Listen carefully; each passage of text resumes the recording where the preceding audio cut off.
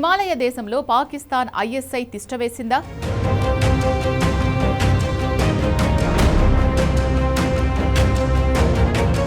భారత్లో విధ్వంసానికి నేపాల్లో స్కెచ్ వేస్తున్నారా?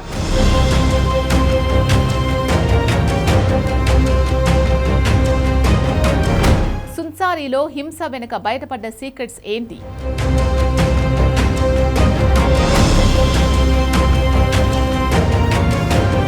హిమాలయ దేశంలో కొద్ది రోజులుగా జరుగుతున్న విధ్వంసమే ఇది.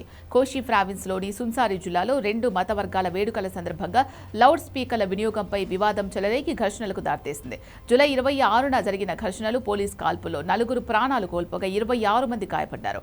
భారత సరిహద్దుకు ఆనుకొని ఉన్న మదేశ్ ప్రావిన్స్లోని సప్తరి జిల్లా కొన్ని ప్రాంతాల్లో జూలై 31వ తేదీన నేపాల్ అధికారులు నిరవధిక కర్ఫ్యూ విధించారు.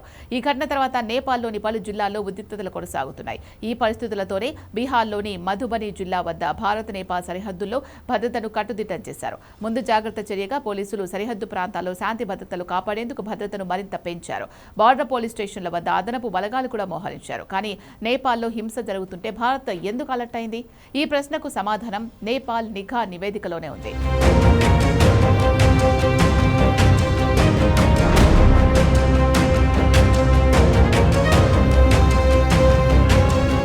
సున్సారీ ఘర్షణలపై నేపాల్ నిఘా సంస్థ ఆ దేశ హోంమంత్రిత్వ శాఖకు సమర్పించిన ప్రాథమిక నివేదికలో విదేశీ మత ప్రచారకుల కార్యకలాపాలు, సరిహద్దు ప్రాంతాల్లోని అనుమానాస్పద నెట్వర్క్లపై సమగ్ర విచారణ జరపాలని సిఫార్సు చేసింది.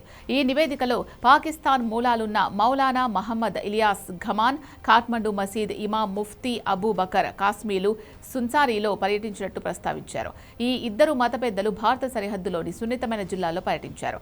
ఆ పర్యటన సమయంలోనే ఈ అల్లర్లు చోటు చేసుకున్నాయి. ఇక్కడే నేపాల్ సరిహద్దు ప్రాంతాల్లో మసీదు, మదర్సాల కార్యకలాపాలు, విదేశీ నిధుల వినియోగంపై తీవ్ర ప్రశ్నలు వెల్లువెత్తుతున్నాయి. గతంలో భారత్లో నమోదైన కొన్ని కేసుల్లో నేపాల్ పౌరులు ఐఎస్ఐ ఏజెంట్లుగా పనిచేస్తున్నట్లు ఆధారాలు దొరికాయి. 2025లో ఢిల్లీ పోలీసులు ఐఎస్ఐ మాడ్యూల్కు సంబంధించి నేపాల్ పౌరుడైన ప్రభాత్ కుమార్ చౌరాసియాను అరెస్ట్ చేశారు. అతని ద్వారా భారత సిమ్ కార్డులను పాక్కు పంపినట్లు, అందులోని 16 సిమ్లలో 11 పాక్లు యాక్టివ్గా ఉన్నట్లు పోలీసులు గుర్తించారు. సున్సారీ హింసాత్మక ఘటనల అనంతరం నేపాల్ ప్రభుత్వం విచారణ కోసం ప్రత్యేక కమిటీని ఏర్పాటు చేసి సరిహద్దుల్లో భద్రతను మరింత కట్టుదిట్టం చేసింది.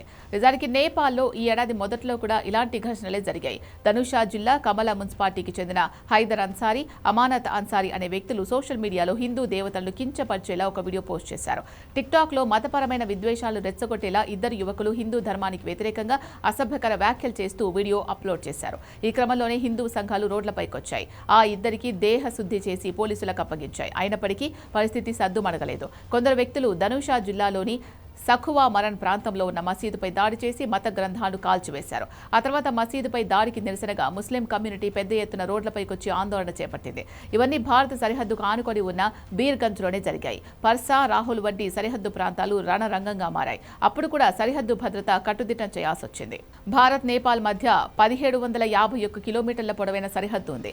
మన దేశ సరిహద్దుల్లో ఎలాంటి కంచులేని సరిహద్దు ప్రాంతం ఇదే. పైగా ఈ ప్రాంతం భారత వ్యతిరేక శత్రువులకు అడ్డాగా మారింది. యూపీ, బీహార్, పశ్చిమ బెంగాల్కు ఆనుకొని ఉన్న ఇండో నేపాల్ సరిహద్దుల్లో కొన్నేళ్లుగా పెరుగుతున్న మసీదులు, మదర్సాలు తీవ్రమైన భద్రతా సమస్యలను కలిగిస్తున్నాయని నిఘా వర్గాలు గుర్తించాయి.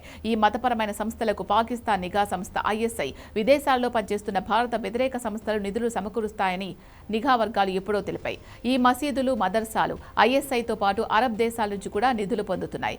నేపాల్, భారత్ మధ్య కంచె లేకపోవడంతో పాటు ఎలాంటి అప్పగింత ఒప్పందాలు లేకపోవడాన్ని భారత వ్యతిరేక శక్తులు తమకు అనుకూలంగా మలుచుకుంటున్నాయి. భారత్తో విధ్వంసం సృష్టించి నేపాల్ పారిపోవడం చాలా ఈజీ.